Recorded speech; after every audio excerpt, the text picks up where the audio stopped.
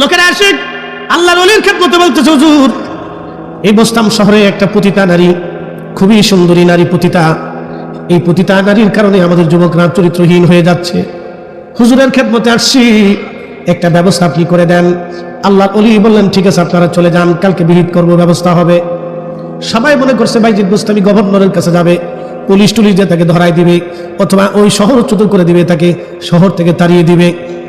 আল্লাহর ওলি বাইজিদ বোস্তামি গভর্নরের কাছে গেলেন না, বিচারকের কাছে গেলেন না, সমাজপতি পুলিশ টুলিশ নিয়ে গেলেন না।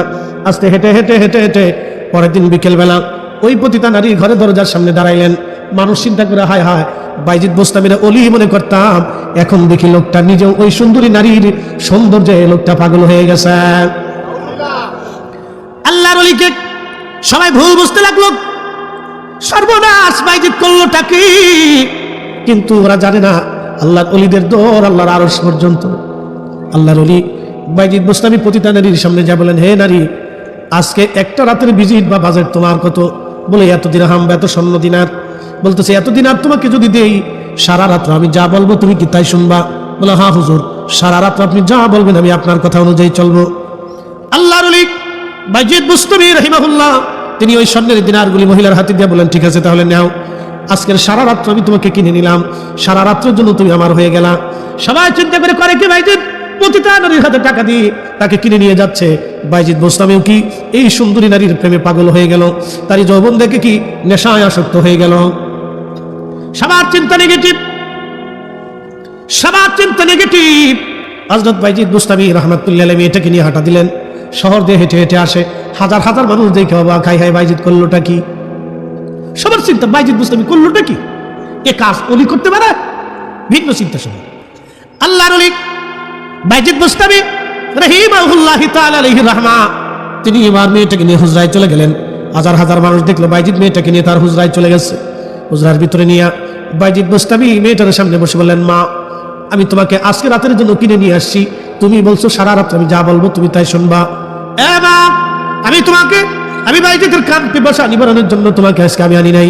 মা রে, তুমি আগে গোসলখানায় যাও, গোসল করে আসো, তোমার জন্য আলাদা রুম আমি নির্বাচন করে রাখছি। গোসলখানায় গেল মহিলা, গোসল করে পাক সাফ হয়ে আসার পরে আল্লাহর ওলি বাইজিদ বোস্তামি রাহমাতুল্লাহ আলাইহি মেয়েটাকে নাস্তা করাইয়া যাই নামাজে বসাই দিয়ে বলেন, মা, তোমাকে আজকে নিয়ে আসছি, সারা রাত্র ভরে ভরে তুমি আজকে নামাজ পড়বা। মহিলা পার্শ্ববর্তী রুমে নামাজে বাইজিদ বোস্তামি হুজরাত আসিয়া সেজদার মধ্যে পড়ে আল্লাহকে ডাক দিয়ে বলে, রব, আমি বাইজিদের দায়িত্ব ছিল একটা নিকৃষ্ট পতিতা নারীকে পতিতলায় থেকে নিয়ে এসে আমি যাই নামাজের মুসল্লায় আমি বাইজিদ বোস্তামি তারে বসাই দিচ্ছি।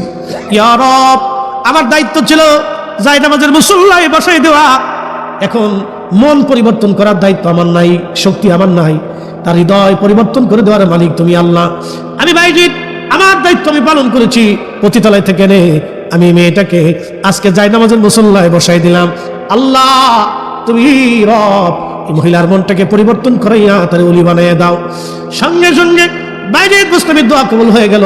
মহিলা সেজদার মধ্যে পড়ে অন্তর পরিবর্তন করে বলল, আল্লাহ, জীবনে অনেক জেনা করছি, অনেক পুরুষের চরিত্র হরণ করে ফেলেছি, আল্লাহ আমার মাফ করে দেন, আমি আর জীবনেও কোনোদিনই জেনা করব না। চিৎকার করে ধরে বলেন আল্লাহু আকবার। আরো ধরে বলেন মিলাদ শরীফের নাম দিয়া